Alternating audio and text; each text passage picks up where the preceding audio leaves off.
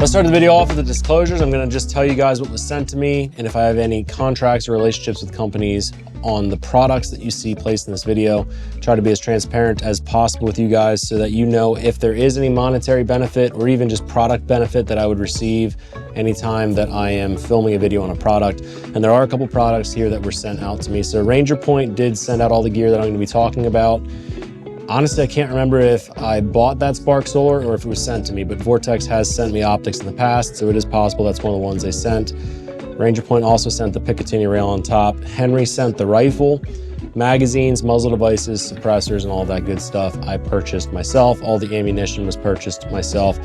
And there's no contracts for this video. We're not making any money from this video. And if you buy any of the products on this rifle inside of this video right now at this time, we do not financially benefit from that. So that's it for the disclosures. Let's get moving forward with the video. I thought there was some value in me discussing right off the top here why I would change a perfectly functional, perfectly fine rifle and add parts like this.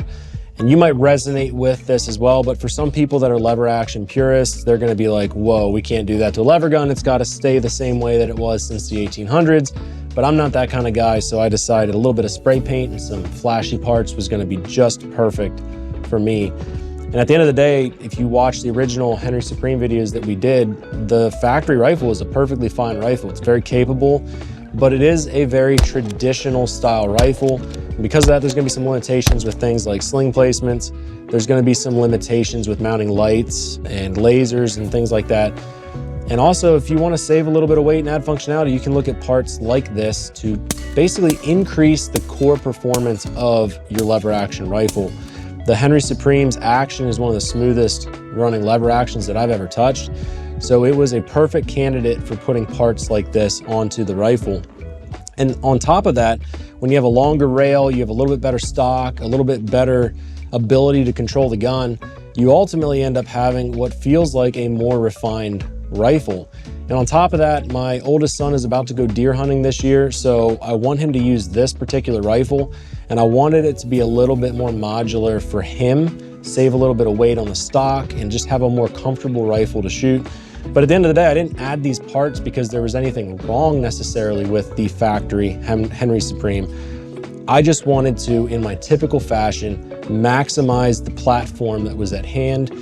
And the gun was super beautiful with the factory wood furniture, the stock and the foregrip, and it felt like a really refined rifle.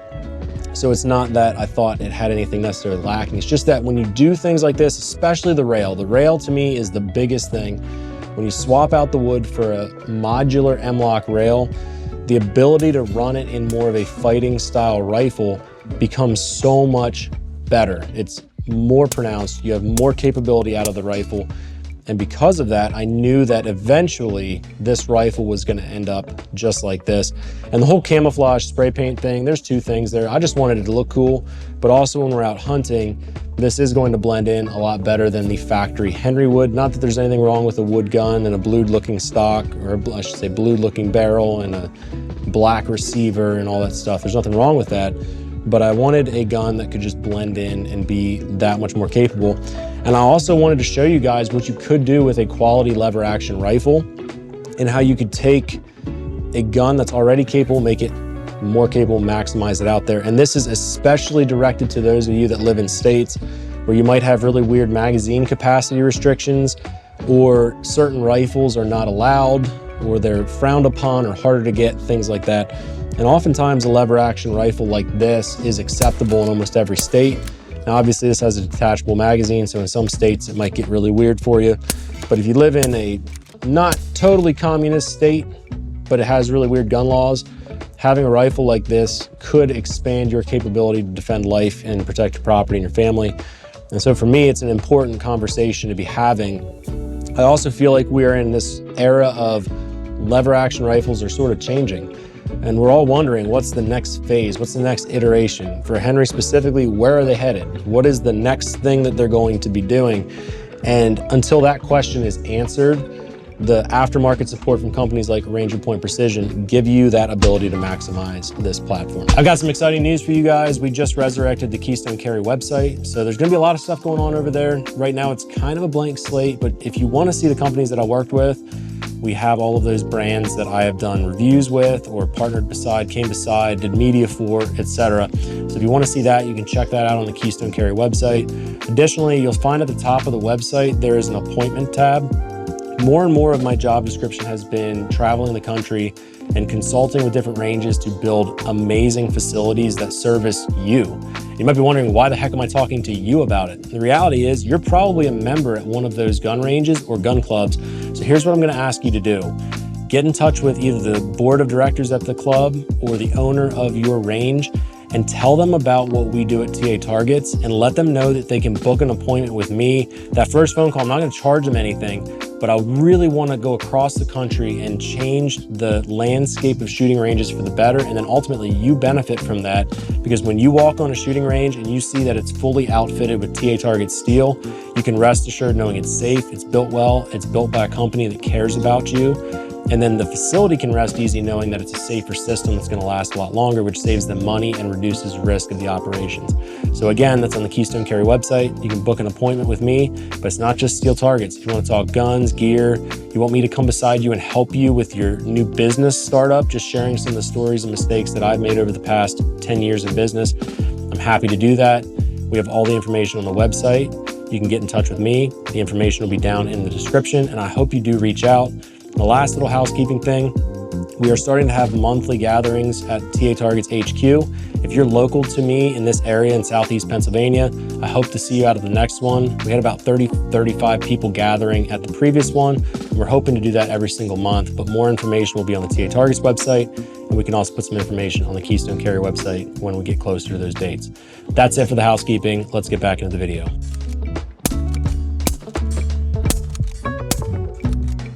Let's talk about the accessories that I added onto this gun from Ranger Point. And I'm gonna talk a little bit about why I think they are so critical. And also I'll touch a little bit on the installation process, although on Ranger Point's website, they have a phenomenal video for the Henry Supreme. And you can walk right through all of those different nuances. And basically the install of these parts might have taken me about 15, 20 minutes. And the reality is most of that time was spent watching the video. And then once I was actually executing the build and putting the parts together, it was very fast, very easy, very painless, and it didn't take any specialty things. Everything was included in the kit. So starting at the back here, we have basically their grip and their stock. And the Ranger Point stocks are a little bit different. They mount on 4 pivot points. They also do come with a cheek riser that you can mount on the side.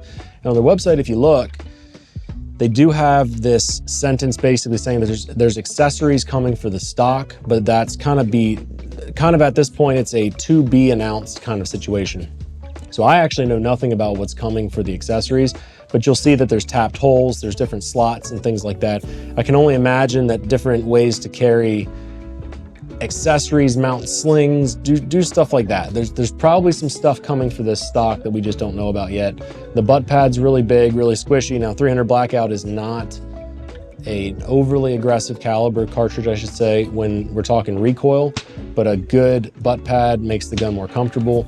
And with this particular stock setup, it still follows the form function of the Henry Supreme, but you do have the ability to loosen up the bolts, and you can do some minute changes to the pitch of the stock depending on the kind of optic or whatever you're running, similar to the one that I have on my Henry X model 4570. And according to their website, this whole assembly on the back is actually lighter than the wood stock that comes with the Henry Supreme. So you are saving a little bit of weight on the back end of the gun. You could make an argument that that's not the best thing, because when we're running cans and stuff on the front, you do actually want that weight biased towards the back. But overall, a lighter gun is typically more advantageous than a heavier one. So when we're talking about the rail, this rail is what I would call a full-length rail. I don't know the overall dimensions of it, but it's very easy to install. It's extremely rigid. So there's other lever guns and other rifles that I have that have sort of aftermarket rails that replace factory foregrips, and they're very flexible and they don't feel very rigid. This one does not flex at all. We've got ample M-LOK sections on the bottom. We've got M-LOK sections on the side, on both opposing sides, I should say. The only gripe that I have with this particular setup, and I'm sure it's limitations in the manufacturing of the Henry rifles, maybe the dimensions are slightly off or whatever, rifle to rifle, there's variances in manufacturing, but I wish the rail wrapped the whole way over the barrel, because one of the things that you'll find with any lever action rifle that's sort of bleeding that realm of fighting rifle, you kind of want to get your thumb over the top of the barrel, and you learn that lesson really quick after you put a magazine or two down range. It does get very hot, but the rail itself is a huge upgrade over top of the wood foregrip. It does have a QD mount up front on both sides for a sling. I'll talk a little bit about some of the things that I would change inside of this. I do wish that that was back a little bit further, but whether you're mounting sling attachment points, your weapon light, angled foregrips, anything like that, you're able to do that on this rail now, where with the wood foregrip, you don't have the availability to do any of that. And when they sent this stuff out to me, they also sent this magazine tube, and I guess that was just to kind of fill it in, because there was a lot of empty space inside of here when there was basically no wood foregrip. The wood foregrip hid everything. When I first opened the package and I saw it was labeled like a doob tube or something like that. And I was running around telling everybody that it's a doobie tube. So I thought that was funny, but I was sitting here like, they got this threaded, like bullet looking thing, and I guess you can put stuff in.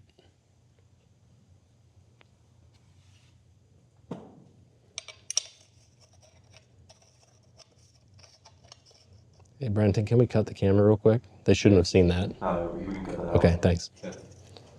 So anyway, I don't know if it's called a doob tube or a doobie tube, but I put it on the gun because it does fill in the space. I guess it kind of looks like a magazine tube, but at the end of the day, I wasn't really concerned about this thing looking like a regular lever gun because it has a magazine sticking out the bottom, and I think that's kind of a dead giveaway that this is not your grandfather's lever action rifle. Looking cool is part of the battle. Obviously, I love taking photos and doing cool videos, but if it's not functional, then it probably doesn't justify the price tag or your time to add accessories to a rifle like this.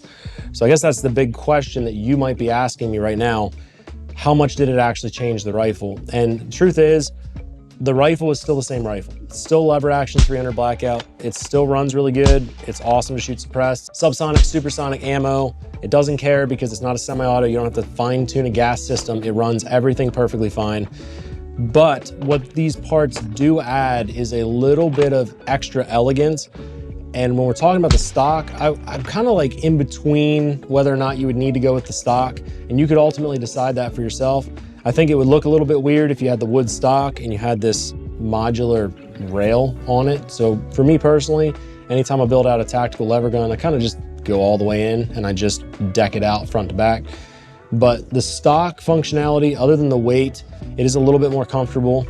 That butt pad is really nice, but really that versatility comes from the rail. When you add those M-LOK slots, you're gaining so much extra purchase area, you're more comfortable. The problem with any wood foregrip or wood forend, I guess, on any other rifle, they typically taper down really small at the front. A regular rail like this is the same profile all the way down. It gives you the ability to hold it where it's comfortable for you versus having to have this really compressed grip on the rifle. So that definitely changed the feeling of the rifle. When I'm shooting it, recoil impulse, the action, cycling trigger, all that stuff is the same, but what I found is it's more comfortable to shoot. It's easier to point around because I can actually hold it where I would hold a regular AR-15, and it gives you that feeling that you're running more of an AR-15 versus a tactical lever action rifle. And still to this day, sometimes when I'm running this gun, I will forget to rack the lever because it feels like an AR-15 now. And because of that, sometimes I'll shoot and be like, why isn't this thing cycling? It's like, oh, I have to be the gas system. I am the gas system.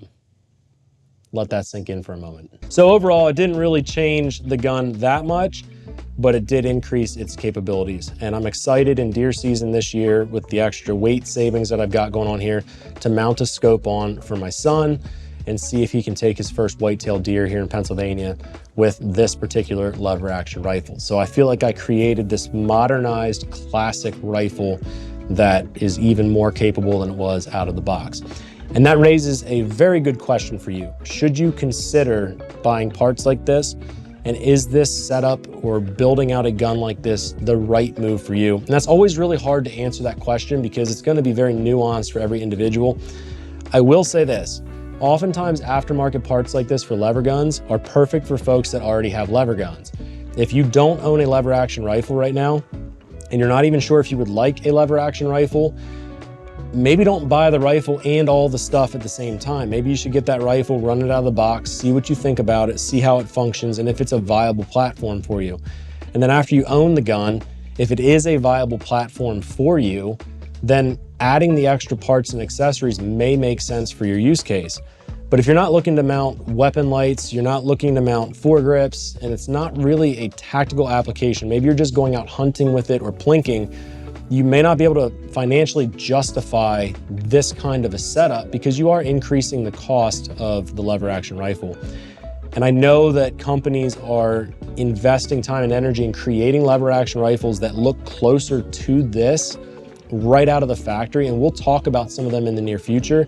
So the trend right now is going, I'm seeing more and more manufacturers are starting to offer lever action rifles with these similar features, and that is growing in popularity so that you do not have to spend your money twice, basically.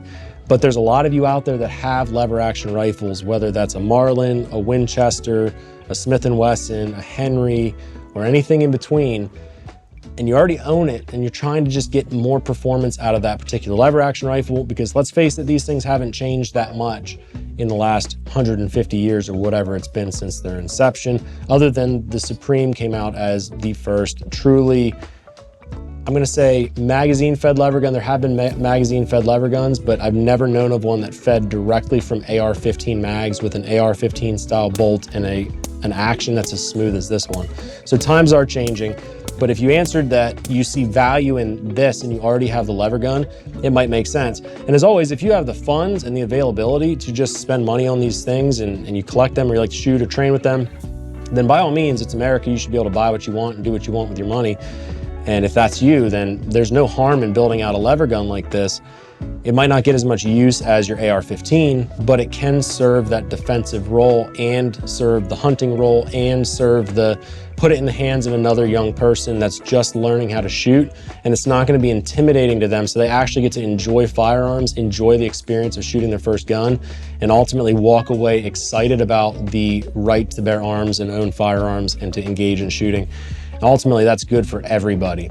So I'm curious what you all think about this particular build. Would you consider replicating it? Would you ever own a tactical lever action rifle? I know that for some people, it's like this gem and you love them like me, but you might be sitting there like, this thing looks gross and I would never touch it. I would never even come within 100 yards of this thing. I think that they're dumb. Everybody has their opinion, but I'd love to engage in the comment section with you. Let me know what you think about this particular lever action rifle. And if you had any specific questions about my time with this lever gun, please just leave them down in the comment section. We'll engage in a conversation. I'm happy to dive a little bit deeper. If you want to see the original range day of me running this lever action rifle and running real drills on the range, no cowboy hats, there was a cigar. Okay, I was gonna say no cigars, but there was a cigar involved in the intro, but I didn't dress up as a cowboy. I didn't ride a horse. I actually wanted to experiment with this gun and figure out, is it capable as a fighting rifle? If that's what you're looking for and you're interested in that, we'll also link that down in the description so that you can watch that video as well. And I think it's valuable. I think it's gonna help you guys out a lot, and I hope that it does just that. So as always, guys, stay well, stay safe. I will see you in the next video.